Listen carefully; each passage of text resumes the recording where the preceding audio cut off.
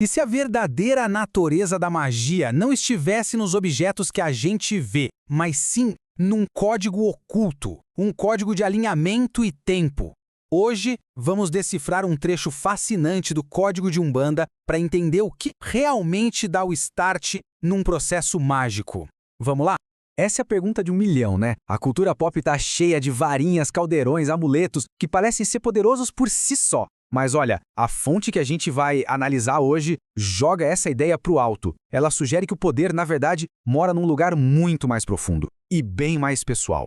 Bom, essa primeira parte do código já chega para desmontar aquela ideia de que certos objetos têm um poder universal. É aqui que a gente começa a perceber que a magia é muito mais uma ciência do que um simples acessório. E esse é o ponto de partida. De acordo com esse código, a eficácia de qualquer ferramenta mágica depende inteiramente de quem a utiliza. Não tem essa de um item que funcione igual para todo mundo. Por quê? Porque cada praticante tem um potencial vibratório e de consciência que é único. E a fonte original fala isso de uma forma muito direta. O texto é claro. Se um médium obtém um resultado magnífico com o instrumento X, outro médium poderá obter um resultado medíocre. Ou seja, a responsabilidade sai do objeto e vai toda para a pessoa. E esse exemplo aqui ilustra o conceito de um jeito brilhante. A fonte compara algo que parece impressionante, tipo colares super coloridos de plástico, com uma coisa simples, um colar de quartzo. O primeiro é chamado de fetiche inútil. Já o segundo pode realizar ações magníficas. A aparência, no fim das contas, não quer dizer absolutamente nada. Então, o ponto crucial é este. A questão não é o objeto, mas sim o conhecimento. Entender as qualidades da energia dos materiais, como eles concentram, guardam ou emitem energia, é isso que transforma um item qualquer numa ferramenta poderosa. É o estudo, a compreensão que ativa o potencial. Ok, então a gente já entendeu o que da magia. Agora vamos mudar para o quando. A fonte revela que o tempo não é algo linear quando o assunto é energia. Existe uma espécie de agenda cósmica que decide quais forças estão dominando a cada momento do dia. E o cronograma é dividido em 3 blocos bem claros.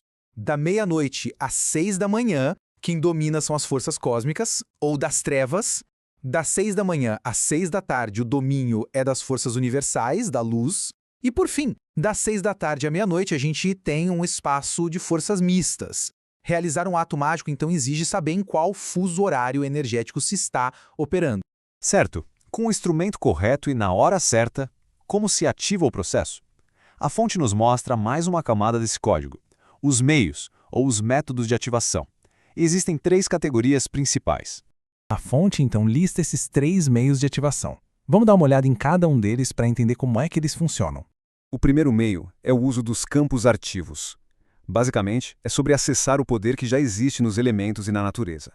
Ar, água, terra, fogo, cristais. Cada um deles é um campo de força que pode ser usado para dar início a um processo mágico. O segundo método é interno. Ele foca na mente e na intenção de quem pratica. Aqui, o som é a principal ferramenta. Cantos, mantras, encantamentos, rezas, não são só palavras, sabe? São frequências vibracionais, projetadas para ativar forças e fixar poderes. Já o terceiro método é o dos meios recorrentes. Aqui entram os atos rituais mais complexos, pontos discados, oferendas, fixações mágicas. O texto chama de recorrentes por um motivo bem específico, que, bom, nos leva à chave final de todo esse código. E é aqui que a gente chega no conceito mais profundo, mais fundamental de todos que a fonte apresenta. É o princípio que governa todos os instrumentos, os horários e os meios. Sem ele, simplesmente nada funciona. Esse princípio se chama afinidade. Pensa nisso como uma espécie de ressonância cósmica. Para um meio funcionar, precisa existir afinidade, uma sintonia vibracional entre quem realiza a magia e as forças que essa pessoa está tentando contatar. E essa comparação deixa a lei da afinidade muito clara. Alguém que está em sintonia com a luz não pode, do nada, invocar as trevas por conta própria. E de forma ainda mais categórica, alguém alinhado às trevas não pode recorrer à luz e esperar uma resposta, a não ser que passe por uma profunda transformação interna. Não tem atalho para cruzar essas linhas vibracionais sem um realinhamento de verdade. A fonte é bem direta sobre isso, né? Com essa citação poderosa, fica claro, a afinidade não é uma sugestão, é uma lei absoluta. A sintonia vibracional é o que determina o que é possível e o que não é.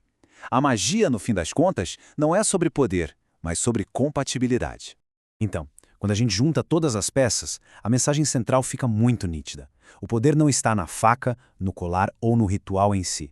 Ele está no conhecimento de quem pratica, na capacidade de operar no tempo cósmico certo e, mais importante que tudo, na sua afinidade vibracional com as forças que busca manifestar. E isso tudo nos deixa com uma reflexão final, né? Se aquilo que se manifesta no mundo depende de uma sintonia interna, a pergunta que esse código propõe não é sobre quais objetos se tem, mas sim qual é a própria frequência vibracional de cada um.